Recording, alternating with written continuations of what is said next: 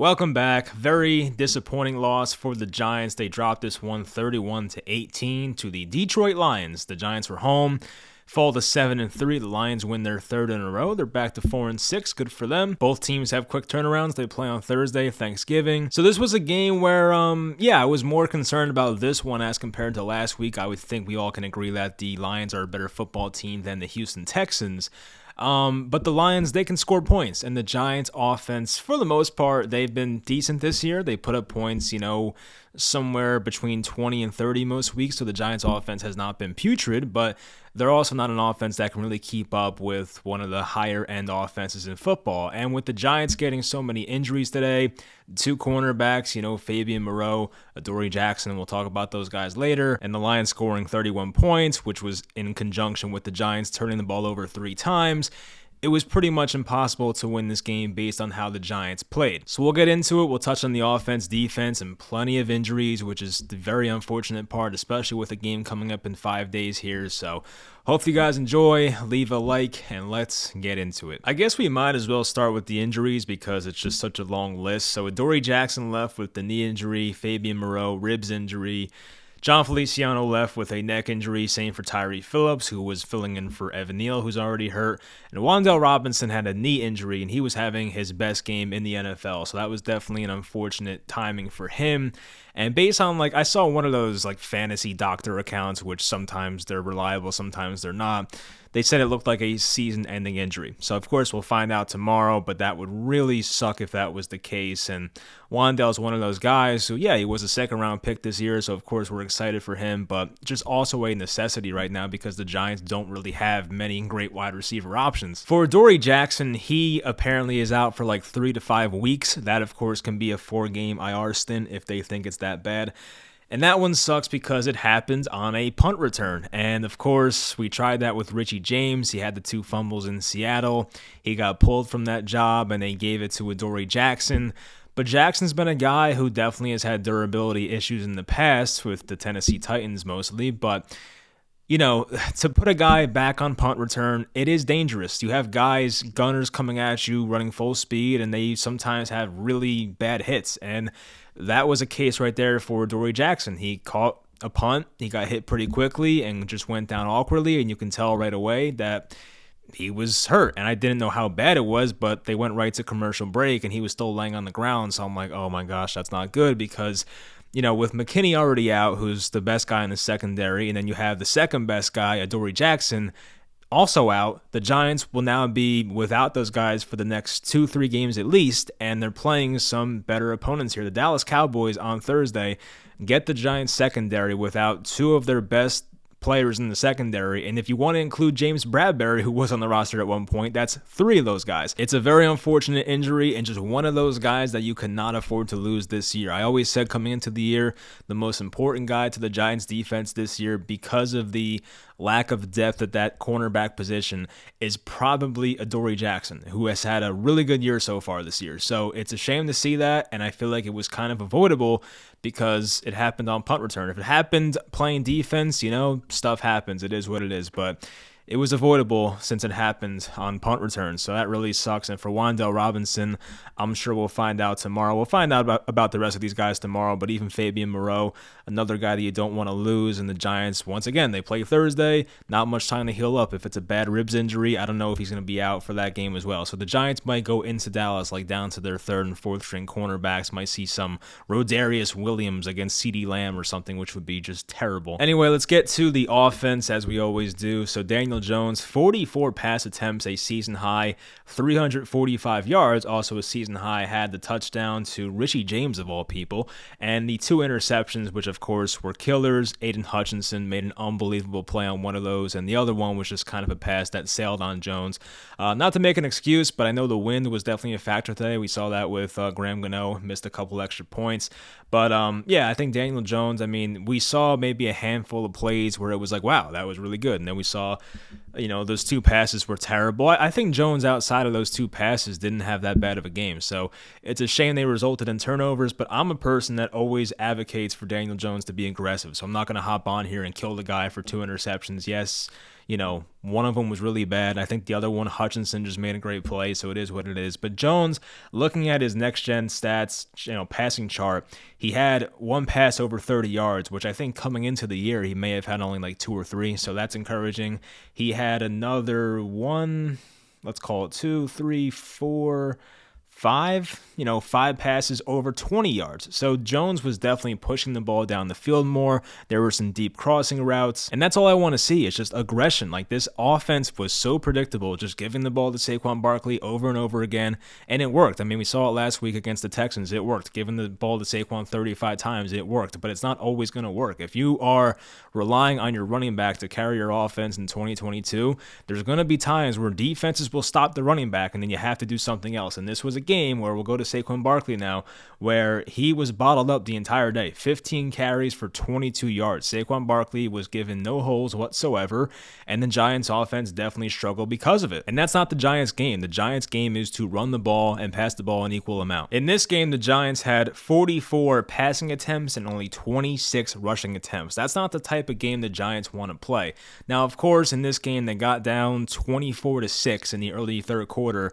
So when you have a negative game script where you're down by 3 possessions, you're going to be forced to pass the ball more based on just how the game is going. So I don't think the Giants wanted to play this style of game, but just based on how the Lions offense was and the turnovers, it kind of just happened that way. But that's not the Giants style of football, especially for this year. For the Giants to win games and have a well-balanced offense, they have to be well-balanced and run the ball just about as much as they pass the ball. Like, in games where Daniel Jones this year has thrown the ball over 31 times, the Giants are now 1-3. In games where Jones throws the ball 30 times or less, they're 6-0. So, I mean, there might be some correlation there, but you can definitely tell when the Giants have a more well-balanced team and they can just more so rely on Saquon Barkley, the offense is a lot better. But in situations like this where Saquon Barkley is just completely getting nothing the entire day, it's going to be tough. We saw that in Seattle too. I forget Saquon's exact stat line off the top of my head. I went to look. It was 20 carries for 53 yards, 2.6 per carry versus the Seattle Seahawks. That was not a good game for Saquon Barkley. And the one versus Carolina,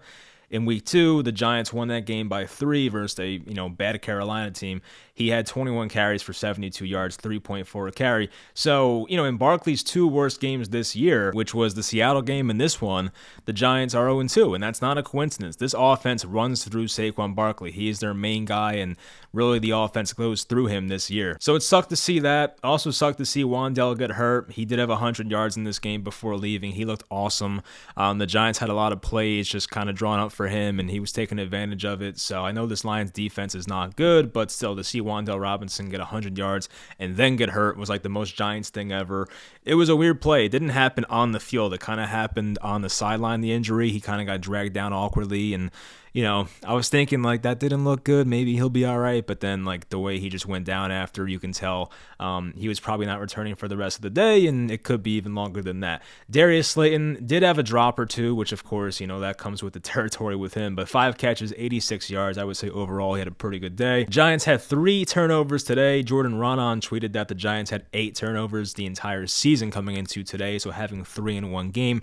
Like, this Giants team does not have enough offensive firepower to have 3 turnovers and still win a game. Like that, the Giants are not built like that. The Giants can maybe survive with a turnover or 2, but if you're turning the ball over 3 times, the Giants don't have like the playmakers to make up that difference in a turnover battle. Like, for instance, in that week 1 game when the Cincinnati Bengals played the Steelers, Joe Burrow threw 5 interceptions, and that game still went to overtime because the Bengals have offensive firepower with T. Higgins and Jamar Chase and Joe Mixon, Tyler Boyd. They have guys that can make plays. The Giants don't have that. They have Saquon Barkley, end of list, right? That's pretty much it for the Giants. So when the Giants turn the ball over or lose by 2 or 3 in the turnover category, they're going to lose most of those games. And this outcome is not surprising whatsoever. The Giants only had 89 rushing yards as a team. I wanted to look at Daniel Jones individually. He had 7 carries for 50 yards and a touchdown. So Jones definitely ran the ball more effectively, efficiently. In this game, he had a design like quarterback power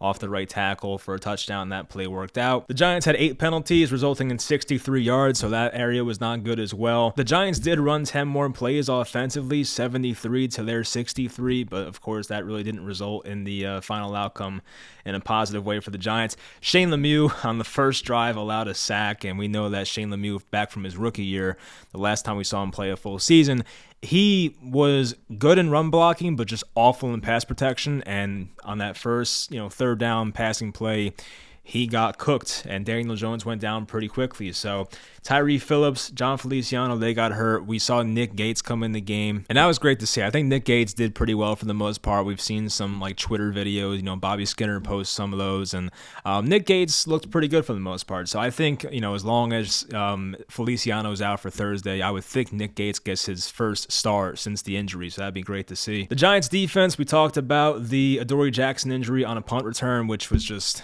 it's stupid, let's be honest. I mean, they probably just never should have had him back there in the first place. Probably, could have been somebody like Darnay Holmes, who is not really as great as a defensive player as Adoree Jackson and not as important to this team. On the Lions' first drive, O'Shane Ximines had a stupid roughing the passer play, kind of went high near Jared Goff's face, and Goff kind of I don't want to say flopped, but he definitely showed that he got hit.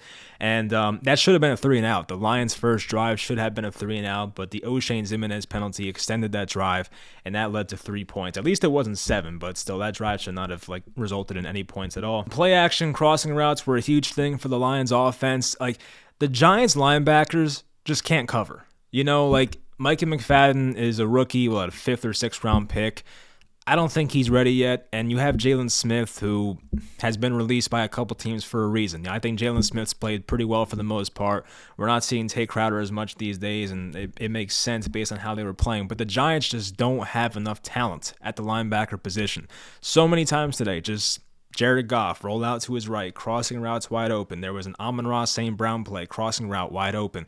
It happened a handful of times, and Jared Goff, he did make some nice plays to his credit. He also had a pass that should have been picked off by Julian Love late in the game. The game was kind of out of reach by that point, but you never know. But St. Brown had 7 catches for 76 yards. Jamal Williams, who I think he has 5 multiple touchdown games this year, which is insane. I mean, we're only 11 games in or 10 games in. Jamal scored 3 touchdowns. The Lions running backs had a pretty good day for the most part. I know Justin Jackson played well. He was a former backup with the Chargers. I didn't even know he was on the Lions. But 9 carries for 66 yards. He had that big run in the third quarter down the left sideline. 7.3 a carry for him. DeAndre Swift had a rushing touchdown. Didn't do much else outside of that. Khalif Raymond, 3 catches, 33 yards. I want to bring up Khalif Raymond because there was that ridiculous play where the Giants had the Lions in a 3rd and 12 or something, and they throw a screen to Khalif Raymond. He falls, right? He catches the ball, he falls, and it's not college, so of course he can get back up if he's not touched.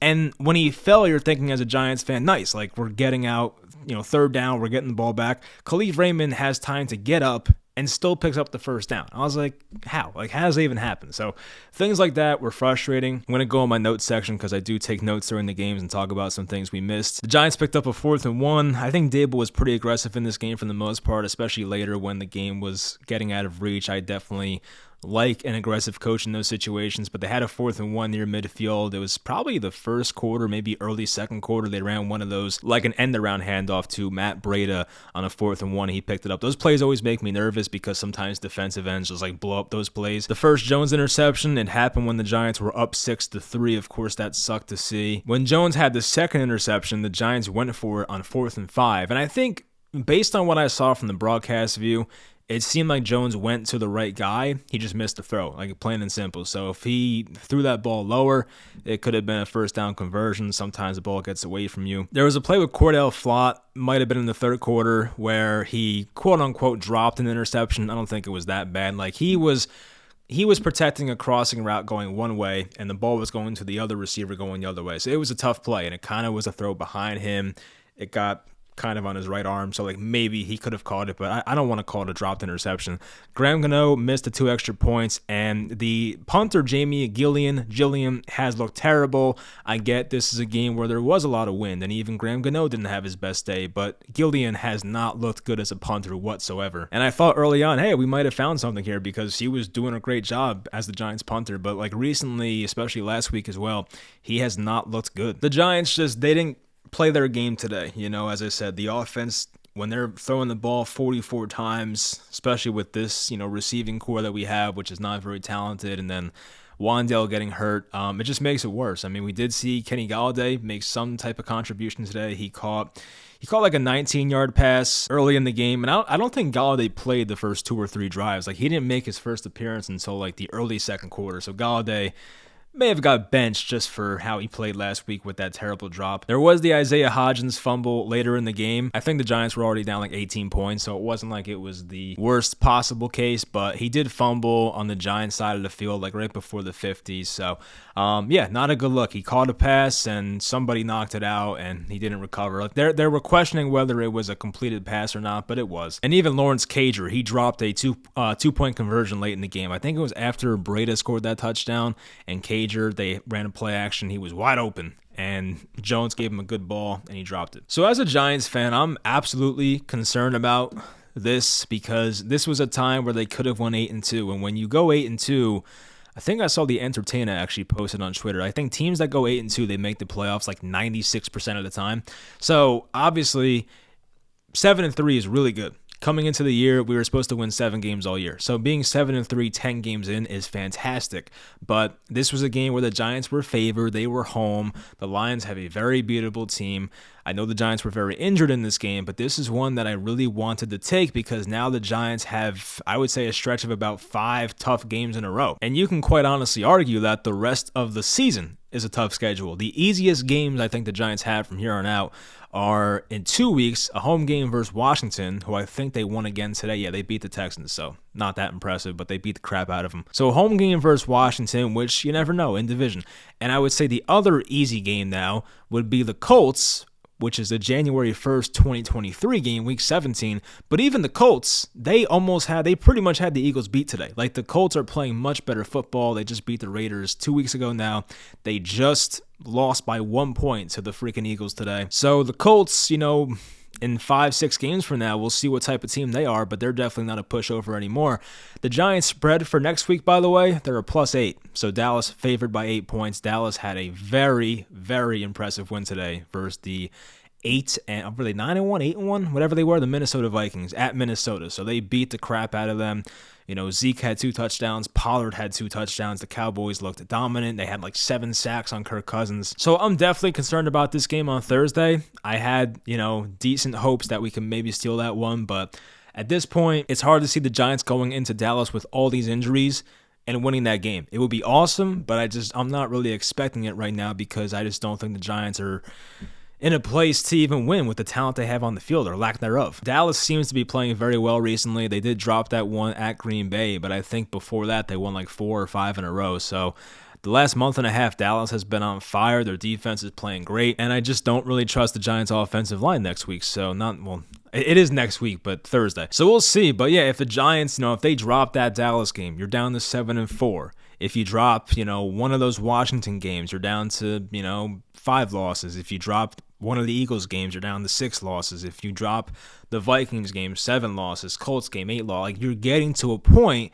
where it's getting a bit scary. So the Giants started out great this year. Obviously, 7-2 is awesome, but they're going to enter here these last 2 months are very critical because they have a very tough schedule. I still think this team can get to 9 or 10 wins. I'm not like freaking out yet, but I don't really know how they go into Dallas and win. So I'm kind of prepared to be 7-4. I hate to be a downer, but it's going to be very tough. So, we'll find out what happens. Hopefully they find a way to get a couple more wins here and just get themselves in the playoffs. And then once you get there, you never know. So a frustrating day. I don't know what my schedule will be for this week. I mean, tomorrow night, I'll just do my NFL recap. I think on Tuesday night, I wanted to talk to the Entertainer, which I think is on his channel this week. So maybe that on Tuesday night. Wednesday night, I'll probably do the highlights reaction to this past game. So we'll get to that stuff. And then, of course, the game's on Thursday. So hopefully you guys have a great Thanksgiving if I don't talk to you.